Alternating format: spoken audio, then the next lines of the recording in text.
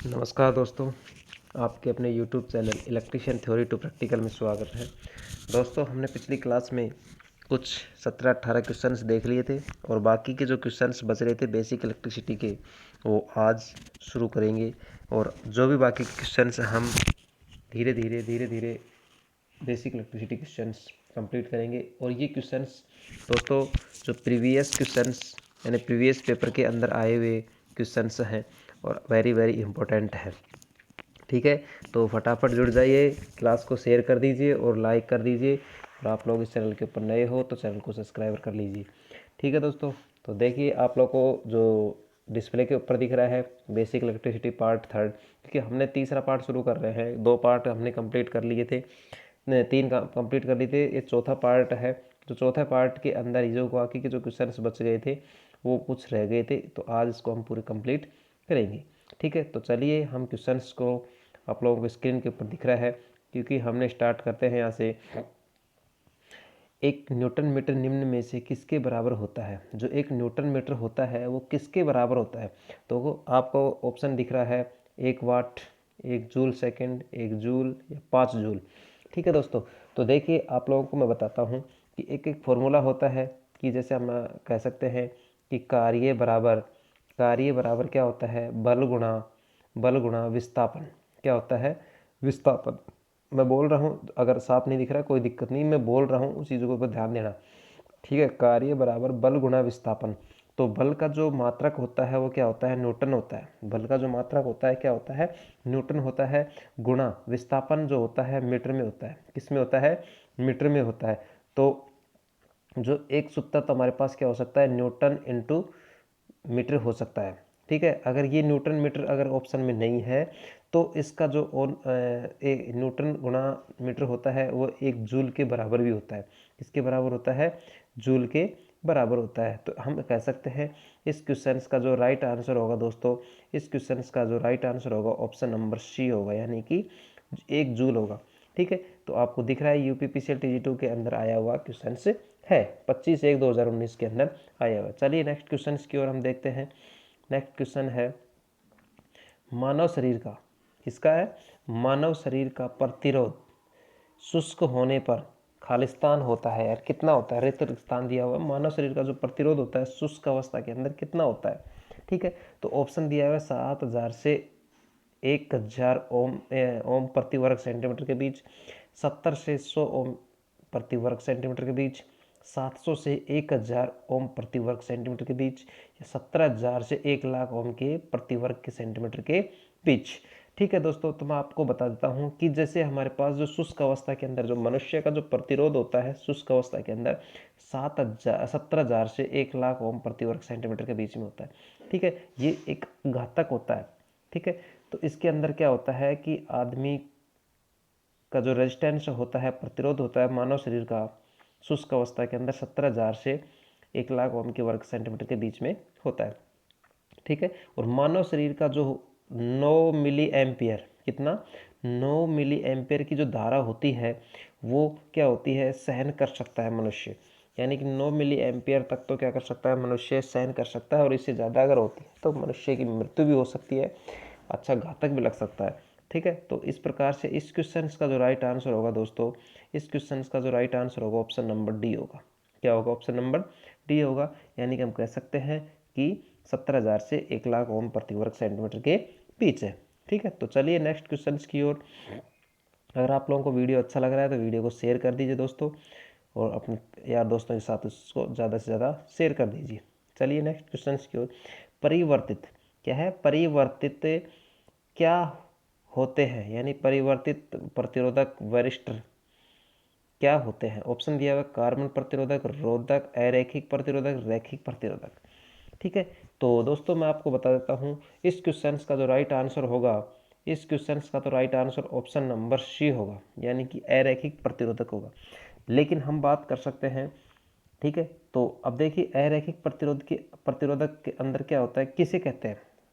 ठीक है, तो इसको हम कह सकते हैं, मेरी आवाज़ पे ध्यान देना क्योंकि इसमें साफ लिखा नहीं जा रहा। ठीक है, तो ये वे प्रतिरोधक जो अरैखिक की बात कर रहा हूँ यहाँ पे, वे प्रतिरोधक जो ओम के नियम का पालन नहीं करते हैं, कहने का मतलब यहाँ पे यह है दोस्तों कि जो अरैखिक होता है, ओम के नियम का पालन नहीं करते हैं, ध्यान देना, नहीं करते हैं, वो क्या कहलाते हैं? अरैखिक प्रतिरोध कहलाते हैं। और जो दूसरी बात हम करते हैं, ओम के नियम का जो पालन करते हैं वो क्या कहलाते हैं? रैखिक कहलाते हैं।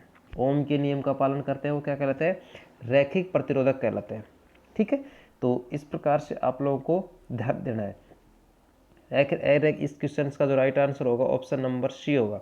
ठीक है, इसके जो वोल्टता जिस अनुपात में बदलते हैं वो धारा उसके परिवर्तित नहीं होती है, क्योंकि जैसे ओम के नियम की क्या होता है कि V समानुपाती I होता है, जैसे V परिवर्तित होता है इसी प्रकार से I परिवर्तित होता है। तो इस प्रकार से ये ओम के नियम के अनुसार जो वोल्टेज और धारा आपस में एक दूसरे के परिवर्तित नहीं होती है। तो इस क्वेश्चन का right answer option number C होगा।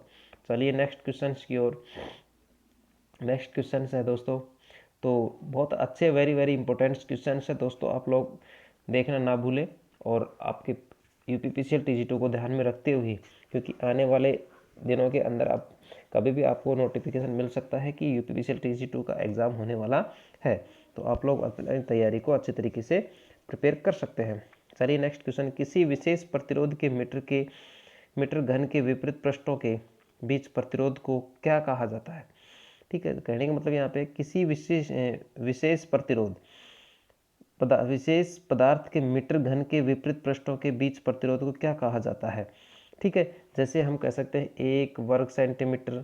ठीक है, तो इस क्वेश्चन का जो राइट ऑप्शन दिया हुआ है विशिष्ट प्रतिरोध, प्रतिरोध का ताप गुणांक, चालकता और प्रतिरोध। तो इस क्वेश्चन का जो राइट आंसर होगा दोस्तों क्या होगा? यहाँ पे ऑप्शन नंबर ए होगा। क्या होगा? Option number A. अब देखिए यहाँ से हम कह सकते हैं, इस क्वेश्चन को हम इस प्रकार से देख सकते हैं कि जैसे विशिष्ट चालक प्रतिरोधक होता है, इस क्वेश्चन का राइट आंसर माना जाए, क्योंकि हम कह सकते हैं कि किसी विशेष पदार्थ के 1 मीटर घन के विपरीत पृष्ठों के बीच के प्रतिरोध को विशिष्ट प्रतिरोध कहते हैं। ये तो इसकी विशिष्ट प्रतिरोध की परिभाषा होती है। जैसे 1 मीटर घन के विपरीत पृष्ठों के बीच के प्रतिरोध को विशिष्ट प्रतिरोध कहते हैं। इसका मात्रक क्या होता है? ओम सेंटीमीटर होता है। क्या होता है? या ओम मीटर भी हम इसको बोल सकते हैं। ठीक है, तो इसका जो सूत्र होता है वो सूत्र क्या होता है कि हम कह सकते हैं कि R बराबर क्या होता है? ρL/A। R क्या है यहाँ पे? R इसका क्या प्रतिरोध है, ρ क्या है इसका विशिष्ट प्रतिरोध, L क्या इसकी लंबाई है, और हम A क्या इसका अनुप्रस्थ काट क्षेत्रफल होता है। तो ध्यान रखना, हमेशा जो प्रतिरोध होता है वो लंबाई के समानुपाती होता है। ठीक है, और हमेशा जो अनुप्रस्थ काट क्षेत्रफल होता है प्रतिरोध के व्यतक्रमानुपाती होता है। ठीक है, तो इस प्रकार से ये आप लोगों को एक फॉर्मूला है, इस फॉर्मूले के अनुसार हम क्या कर सकते हैं? एक सवाल को, न्यूमेरिकल सवाल कंप्लीट कर सकते हैं। ठीक है, तो इस प्रकार से इस क्वेश्चन का जो राइट आंसर होगा ऑप्शन नंबर ए होगा, विशिष्ट प्रतिरोध। ठीक है, तो चलिए हम चलते हैं नेक्स्ट क्वेश्चन की ओर। अगर आप लोगों को वीडियो अच्छा लग रहा है तो वीडियो को शेयर कर दीजिए ज़्यादा से ज़्यादा अपने यार दोस्तों के साथ। चलते हैं नेक्स्ट क्वेश्चन की ओर। नेक्स्ट क्वेश्चन है, निम्न में से किस में ऋणात्मक तापमान गुणांक नहीं होता है? निम्न में से किस में ऋणात्मक ताप गुणांक नहीं होता है? जो एक ऑप्शन दिया हुआ है, एल्यूमिनियम है, रबर है, अब्रक है, कागज है। ठीक है, तो इस क्वेश्चन का जो ऑप्शन दिया हुआ है, निम्न में से किस में ऋणात्मक ताप गुणांक नहीं होता है? एल्यूमिनियम है, रबर है, अब्रक है, कागज है। देखिए दोस्तों, जो ऋणात्मक होता है, ऋणात्मक के अंदर कौन कौन से जो ताप गुणांक होता है, नेगेटिव जिसको हम बोलते हैं, 2 प्रकार के होते हैं हमारे पास, NTC होता है और एक PTC होता है। ठीक है, तो एक हमारे पास PTC और एक होता है NTC, नेगेटिव टेम्परेचर ताप गुणांक कोफिशिएंट जिसको हम बोलते हैं। ठीक है, देखिए नेगेटिव के इसके अंदर क्या होता है कि वे पदार्थ जिनका प्रतिरोध ताप के बढ़ने पर, यानी कि ताप के बढ़ने से घटता है। क्या घटता है? टेम्परेचर, प्रतिरोध, ताप गुणांक पदार्थ कहलाता है। ठीक है, यानी कि हम कह सकते हैं कि जो प्रतिरोध होता है वो क्या होता है? बढ़ता है, और टेम्परेचर क्या होता है? घटता है। ठीक है, तो इस प्रकार से हम किस प्रकार कहेंगे इसको? नेगेटिव टेम्परेचर कहेंगे। PTC का मतलब क्या होगा कि यानी कि टेम्परेचर भी बढ़ेगा और प्रतिरोध भी बढ़ेगा। तो इस प्रकार से क्या होगा? जो चालकता होती है वो क्या हो जाती है? इसकी घट जाती है। ठीक है, तो PTC के अंदर। तो जो NTC होता है वो NTC के अंदर जो एग्जाम्पल होते हैं, जैसे लकड़ी हो गया, रबर हो गया, अब्रक हो गया। ठीक है, और PTC के अंदर क्या होता है कि एल्यूमिनियम, लोहा और तांबा। ठीक है, तो ये क्या कह रहा है कि नेगेटिव टेम्परेचर नहीं है, कि अब्रक, रबर और कागज़ तो क्या है, नेगेटिव है। लेकिन एल्यूमिनियम क्या है, इसका ऑप्शन ए राइट होगा। क्या होगा इसका, ऑप्शन नंबर ए राइट होगा। ऑप्शन नंबर ए राइट होगा, एल्यूमिनियम। क्या होगा इसका, एल्यूमिनियम होगा। ठीक है, तो चलिए नेक्स्ट क्वेश्चन की ओर। नेक्स्ट क्वेश्चन है दोस्तों, यदि 220 वोल्ट निर्धारित हीटर 110 वोल्ट की आपूर्ति से जुड़ा हो, 220 वोल्ट निर्धारित हीटर 110 वोल्ट की आपूर्ति से जुड़ा हुआ हो तो इसके द्वारा उत्पादित ऊष्मा खालिस्तान होती है। तो जो ऑप्शन दिया हुआ है, आधी, 1/4, दोगुनी और समान। ठीक है, तो देखिए यहाँ से हम कह सकते हैं कि हमारे पास एक V1 और V2, हमारे पास V1 220 और V2 कितना, 110 वोल्ट। H यानी हमारे पास एक फॉर्मूला होता है, H बराबर क्या होता है, I² RT होता है, यही होता है ना। तो हम कह सकते हैं कि एक इस फॉर्मूले का आंसर हम इस सॉल्यूशन किस प्रकार से करेंगे इसको, कि जैसे हमारे पास V1 तो दिया हुआ है 220 और V2 दिया हुआ है हमारे पास 110 वोल्ट। ठीक है, तो इसी प्रकार से जैसे H2/H1 बराबर V2/V1। ठीक है, तो जैसे हमारे पास H जो ऊष्मा था हमको ज्ञात करनी है, तो जैसे मान लिया कि का स्क्वायर होगा, यहाँ पे क्या होगा, इसका स्क्वायर होगा। तो हम कह सकते हैं कि 110 वोल्ट बटे 220 यानी कि 0 0 11 दूनी 22, 1/2 हो गया, 1/2 का स्क्वायर कितना हो गया, 1/4 हो गया। तो हम कह सकते हैं कि इसकी जो ऊष्मा होगी वो ऊष्मा कितने गुना होगी, यहाँ पे 4 गुना होगी, 1/4 होगी, सॉरी 1/4 थी ना, 1/4। तो हम इस क्वेश्चन का जो right answer option number B होगा। ठीक है, तो 1/4 क्या हो जाएगी, उसकी ऊष्मा उत्पादित हो जाएगी। ठीक है, तो चलते हैं नेक्स्ट क्वेश्चन की ओर। नेक्स्ट क्वेश्चन है दोस्तों, विद्युत पदार्थ के तापमान के बढ़ने पर, विद्युत पदार्थ के तापमान बढ़ने पर मैग्नीन का प्रतिरोध अत्यधिक बढ़ जाता है, मिश्र धातु का प्रतिरोध अनियमित रूप से घट जाता है, तांबा विद्युत का बेहतर संचालन करता है, अब्रक का प्रतिरोध घटता है। दोस्तों क्या कह रहा है इसके अंदर, जो विद्युत तापमान के पदार्थ के तापमान के बढ़ने पर उसकी जो अब्रक का जो प्रतिरोध होता है वो क्या हो जाता है, घट जाता है। अब्रक क्या है, एक एनटीसी है, क्या है यहाँ पे, एक एनटीसी है। तो इस क्वेश्चन का जो राइट आंसर होगा दोस्तों, यहाँ पे हमारे पास ऑप्शन नंबर डी होगा। क्या होगा यहाँ पे, ऑप्शन नंबर डी होगा। तो हम कह सकते हैं इस क्वेश्चन का right answer option number D होगा, अब्रक का प्रतिरोध घटता है।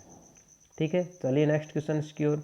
नेक्स्ट क्वेश्चन है दोस्तों, KWH विद्युत ऊर्जा के बराबर होती है। जैसे KWH होती है, वो KWH किसके बराबर होती है, KWH किसके बराबर होती है दोस्तों, यहाँ पे कि जैसे मान लिया, जैसे एक KWH बराबर होती है यानी कि 4186, 3600 वाट, 860 किलो कैलोरी। देखिए इस सवाल को हम सोल्व करते हैं दोस्तों अच्छी तरीके से, थोड़ा सा ध्यान देना इस पर। ऑप्शन क्या दिया हुआ है, एक KWH बराबर क्या होता है, 1 × 10 की 1000 वाट होता है, गुणा 3600 सेकंड होती है कि नहीं होती है। तो हम कह सकते हैं 3.6 × 10 की पावर 6 जूल होता है। ठीक है, तो ये इसके बराबर हम बात करते हैं, यहाँ पे कितना हो गया, यानी कि 3.6 × 10 की पावर 6 इंटू 4.18 कैलोरी। ठीक है, तो यानी कि 1 कैलोरी बराबर कितना होता है, 4.18 जूल होता है ना।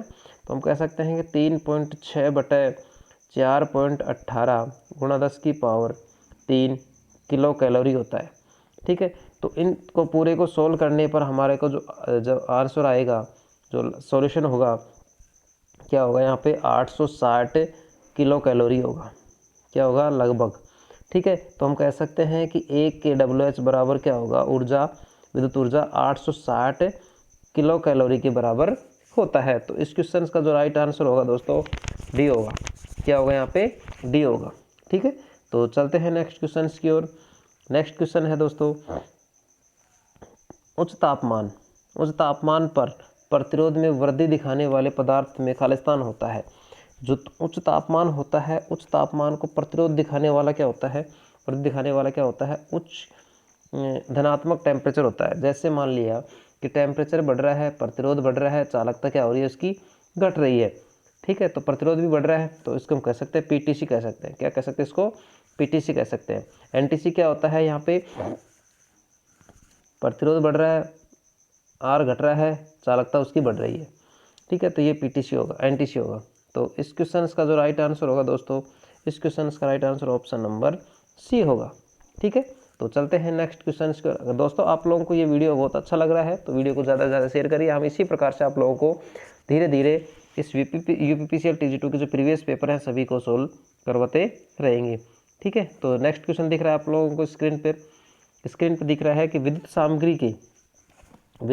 सामग्री के उस गुण को क्या कहते हैं जिसके कारण उसमें से धारा करंट प्रभावित होती है। तो अब देखिए, मान लिए कि जो ऑप्शन दिया हुआ है प्रेरकत्व, अग्रहीता, प्रतिरोध और चालकता। देखिए दोस्तों, यहाँ से हम कह सकते हैं कि इसको हम पूरे चारों ऑप्शनों के हिसाब से देखते हैं। प्रेरकत्व तो क्या होता है? जो से धारा परिवर्तन का विरोध करता है। ठीक है, और जो प्रतिरोध होता है वो धारा का विरोध करता है। चालकता क्या होता है? उसकी सुगमता पर ध्यान करती है। क्या इसी के अंदर क्या होगा? धारा करंट को प्रभावित करती है। तो इस क्वेश्चन का जो राइट आंसर होगा ऑप्शन नंबर सी होगा। इस क्वेश्चन का आंसर क्या होगा यहाँ पे? ऑप्शन नंबर सी होगा, यानी चालकता होगी, कंडक्टेंस होगा। यानी कि हम कह सकते हैं कि विद्युत सामग्री के उस गुण को क्या कहते हैं? चालकता कहते हैं, जिसके कारण उसमें क्या होती है? धारा प्रभावित होती है। चालकता होती है किसी चालक का वह गुण होता है जो चालक में धारा प्रवाह को सुगमता प्रदान करता है या बनाता है। जिस पदार्थ की चालकता जितनी अधिक होगी उसमें धारा उतनी ही तेजी से प्रभावित होती है। तो हम कह सकते हैं कि चालकता बराबर क्या होगी यहाँ पे? चालकता बराबर, जिसको हम किस में डिनोट करते हैं? म्यू से, यानी सिग्मा से। किससे डिनोट करते हैं? सिग्मा 1/रो होता है। इसका मात्रा क्या होता है? महो प्रति मीटर होता है, या सीमेन भी इसको कहा जा सकता है। ठीक है, क्या कह सकते हैं इसको? सीमेन भी इसको कहा जा सकता है। ठीक है, मैंने पूरे इस क्वेश्चन का पूरा निचोड़ आपके सामने रख दिया है। तो इसी प्रकार से क्वेश्चन का सॉल्यूशन अच्छे तरीके से करते रहेंगे। चलिए नेक्स्ट क्वेश्चन की ओर। नेक्स्ट क्वेश्चन है, एक वाटर हीटर की सहायता से एक से अधिक सर्विस बिंदु पर गर्म पानी पहुंचाने के लिए कौन सा वाटर हीटर प्रयोग किया जाएगा? ठीक है, तो इस क्वेश्चन का जो ऑप्शन दिया हुआ है, कूलर टाइप का, दाब टाइप का, निमंजन टाइप का, बिना दाब का। देखिए, मैं आप लोगों को बता देता हूँ कि जो क्वेश्चन है, वाटर हीटर की सहायता से एक अधिक सर्विस बिंदु पर गर्म पानी पहुंचाने के लिए कौन सा वाटर हीटर प्रयोग किया जाता है। तो हमेशा ध्यान रखना दोस्तों, इस क्वेश्चन का जो हमेशा इसका प्रयोग करेंगे हम, किसका? दाब टाइप का। किसका करेंगे यहाँ पे? दाब टाइप का प्रयोग करेंगे। इस क्वेश्चन का right answer option number B होगा। ठीक है, तो चलिए नेक्स्ट क्वेश्चन की ओर। नेक्स्ट क्वेश्चन है दोस्तों, किस प्रकार का प्रतिरोधक वोल्टता पर निर्भर करता है? किस प्रकार का प्रतिरोधक वोल्टता पर निर्भर करता है? जिसमें हमारे पास ऑप्शन दिया हुआ है ताप वर्धक प्रतिरोध, सेंसिस्टर। ठीक है, ऑप्शन नंबर डी है LDR, थर्मिस्टर और परिवर्तित प्रतिरोधक। तो हम इसका जवाब हम इस प्रकार से देंगे कि जैसे प्रतिरोधक होता है वोल्टता के ऊपर निर्भर करता है, जो वरिष्ठ होता है। क्या होता है? वरिष्ठ होता है। थर्मिस्टर होता है जो हमेशा क्या होता है? करंट के ऊपर प्रभावित होता है। तो इस क्वेश्चन का जो राइट आंसर होगा ऑप्शन नंबर डी होगा। ऑप्शन नंबर डी होगा।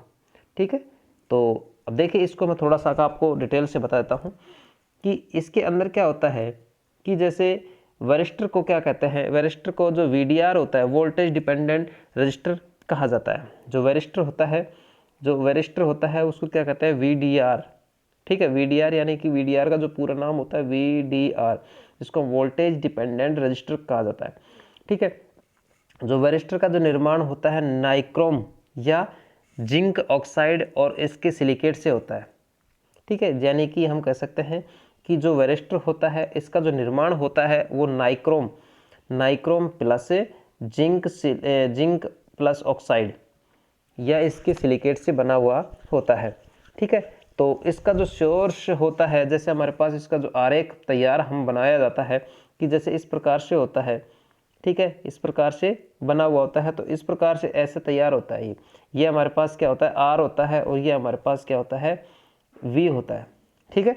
तो ये वरिष्ठ का इसका सिंबल होता है, ठीक है। तो इस क्वेश्चन का right answer option number D होगा, ठीक है दोस्तों। तो चलते हैं नेक्स्ट क्वेश्चन की ओर। नेक्स्ट क्वेश्चन है दोस्तों, ऊष्मा की व्यवहारिक इकाई खालिस्तान में व्यक्त की जाती है। जो ऊष्मा होती है, हीट होती है, वो इसकी जो इकाई होती है वो किस में निर्धारित की जाती है, ऐसा इकाई के अंदर, ठीक है। तो दोस्तों अब आपको थोड़ी देर पहले भी क्वेश्चन आया हुआ था, तो सेंटीग्रेड में, जूल में, सेल्सियस में, कैलोरी में। तो दोस्तों इस क्वेश्चन का जो राइट आंसर होगा ऑप्शन नंबर बी होगा, यानी कि हम कह सकते हैं इसका जूल होगा। एसआई जो इकाई होती है वो जूल में व्यक्त की जाती है। तो हमको पता है कि एक कैलोरी बराबर 4.18 क्या होता है, जूल होता है। पता है आपको, क्योंकि ऊष्मा की जो व्यवहारिक ऐसा इकाई होती है, 1 कैलोरी बराबर क्या होता है, 4.18 जूल होता है। तो हम कह सकते हैं इसकी ऊष्मा की जो व्यवहारिक इकाई क्या होगी, जूल होगी, ठीक है। तो चलिए नेक्स्ट क्वेश्चन की ओर। नेक्स्ट क्वेश्चन है दोस्तों, एक रैखिक प्रतिरोध, खालिस्तान एक रेखीय प्रतिरोध है जिसका प्रतिरोध वोल्टेज बढ़ने के साथ टेम्परेचर घटता है, या एक है किसके रेखीय प्रतिरोध है जिसका प्रतिरोध वोल्टेज बढ़ने से के साथ घटता है। तो दोस्तों हम बात करते हैं, यहाँ पे ऑप्शन दिया हुआ वैरिस्टर, टंगस्टन, थर्मोस्टेट और डायोड, ठीक है। तो हमेशा ध्यान रखना कि जैसे प्रतिरोध, जिसका प्रतिरोध वोल्टेज बढ़ने के साथ घटता है, वैरिस्टर का, इसका होता है वरिष्ठ को हम एक वीडीआर के नाम से भी इसको जाना जा सकता है, वोल्टेज डिपेंडेंट रजिस्टर कहा जा सकता है, ठीक है। तो इस क्वेश्चन का जो राइट आंसर होगा ऑप्शन नंबर ए होगा, यानी कि वरिष्ठ होगा, ठीक है। तो चलिए नेक्स्ट क्वेश्चन की ओर। कांच में प्रतिरोध का खालिस्तान तापमान गुणांक होता है, खालिस्तान में ताप गुणांक होता है कांच में। तो फटाफट इस क्वेश्चन का आप लोग जवाब दीजिए दोस्तों, कमेंट बॉक्स में जरूर इसका आंसर दीजिए। ये जवाब आप लोगों को देना होगा। कांच होता है वो किस प्रकार का ताप गुणांक होता है, ठीक है। कांच में जो प्रतिरोध का जो खालिस्तान ताप गुणांक होता है, धनात्मक होता है या ऋणात्मक होता है या शून्य होता है, व्यतक्रम होता है। फटाफट जवाब दीजिए दोस्तों।